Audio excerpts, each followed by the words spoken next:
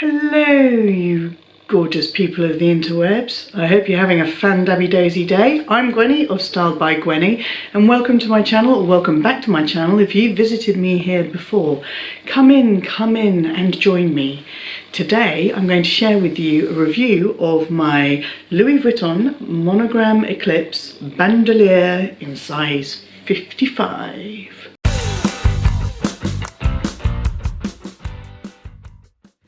Before we crack on with the review, I would love it if you'd consider subscribing and hitting that bell notification so you can join me for future ramblings. And if you enjoy this video, even just a teeny bit, please give it a thumbs up. Links to everything I talk about will be found in the description below. Shout out to my lovely subscriber Daniela, who requested this review after seeing a photo of the Keepall on my Instagram at StyledByGwenny. I hope this review tells you everything you need to know. So here it is, our Louis Vuitton Monogram Eclipse Bandouliere 55 Keepall. We bought it in April 2019 for £1,270. The price is now £1,330, so it has gone up a little bit. We actually bought it at the White City Boutique in Westfield Shopping Centre, London. We actually ordered it from there because we didn't want to carry a big box around all day. So my client advisor took the order and sent it out to us. The reason we bought this is because we had outgrown our previous weekend bag, which was a heavy-duty leather mulberry. It was the Mabel Maxi. When we bought it, it was the perfect size for us for a weekend away, but clearly the older we get, the more crap we carry around, and we grew out of it. So I dragged hubby in store to look at the Keepalls, specifically the Monogram Macassar, which I think is absolutely beautiful. I love the monogram and black leather. I absolutely didn't want any vachetta.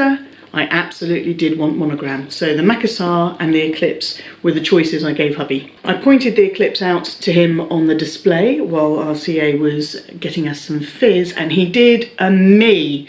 He fell in love with it at first glance. So we got it down and had a play, and he really loved it.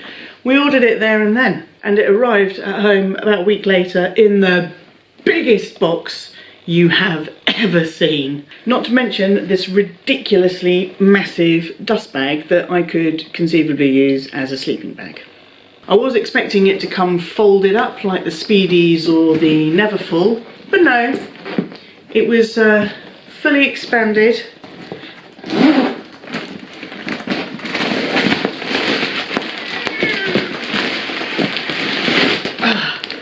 With this massive air pouch in it.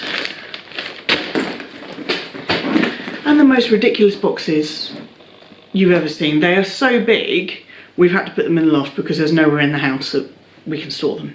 Okay, let's get down to the technical stuff.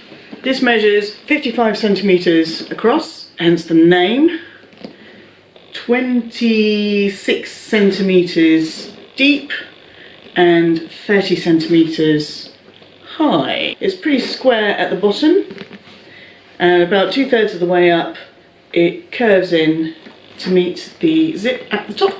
It's made up of one piece of continuous canvas, meaning the LVs are the right way up on one side and upside down on the other side, and the ends are made up of two other separate pieces of canvas. Sorry about that, my battery ran out, so the lighting is going to look a little bit different now. Right, where was I? I just talked about the sides being different panels. Okay, according to the website, this is natural leather, cowhide leather, but it feels coated to me. It's not like vachetta. It definitely feels coated. It has a cotton lining with one zip pocket. The silver coloured hardware is this really dark kind of silver, which looks kind of gunmetal-y grey. It's absolutely beautiful, as is the lock and keys that come in this beautiful tiny little dust bag, all of their own.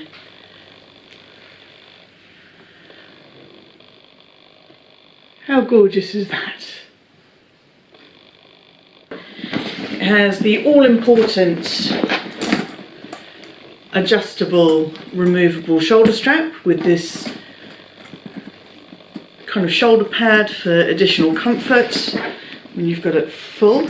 And it also comes with this luggage tag, which I have added an unbranded clip to make it easier to attach and detach. Final thing it comes with is this handle holder together buckly type thing that I never remember the name of. I'm going to do a quick Google. Ah! Poignette. It's interesting, that's French for wrist apparently. Oh, or cuff, that makes a lot more sense. It is super lightweight and technically it is cabin size, but I could imagine being asked to put it in the hold, which obviously wouldn't happen at all because it is so big, and a lot of people like to take carry-on luggage these days to avoid paying ridiculous hold luggage charges on some airlines. In terms of wear and tear, there's been very little. There's a little bit of scuffing on the leather on the front. Nothing really to talk about on the bottom, and husband has not only put this on the floor, on the ground, but it's also been chucked in the back of a pickup truck with loads of golf clubs and other bags when we went on a golfing holiday with a few friends. Wasn't entirely comfortable with that. I was a little bit, eeeeee, it's gonna get damaged. But it's held up brilliantly and it's doing what we want it to do. We've used this mostly just for weekends, like the golf weekend in the UK, but the big test was when we took it as a carry-on when we did our American road trip last year. We hired a car for the road trip part of our holiday, and we already knew what the dimensions would be for the boot, and it meant that we needed to take one large suitcase, one small suitcase, the Keepall, instead of two large suitcases, and it was still like Tetris trying to jam everything into the boot, but we managed it, thankfully. The only other time we've taken it overseas was on a weekend trip to Bruges with friends in December, just before Christmas. Our friends drove us there, so basically it just went in the back of their car, and there's not much more I can say about that. We have a long weekend in Spain to look forward to in a few months' time, so we may be using this for that, depending on carry-on restrictions for the airline. And I'll let you know if there are any issues that arise with it and any further wear and tear. So we haven't used it a huge amount, but when we have used it, it's held up really well, which is good, considering how much it costs. I really hope you've enjoyed this video. If you have, please give it a thumbs up, hit subscribe and ring my bell, and I'll see you for the next one. In the meantime, have a fan-dabby-daisy day. Bye-bye!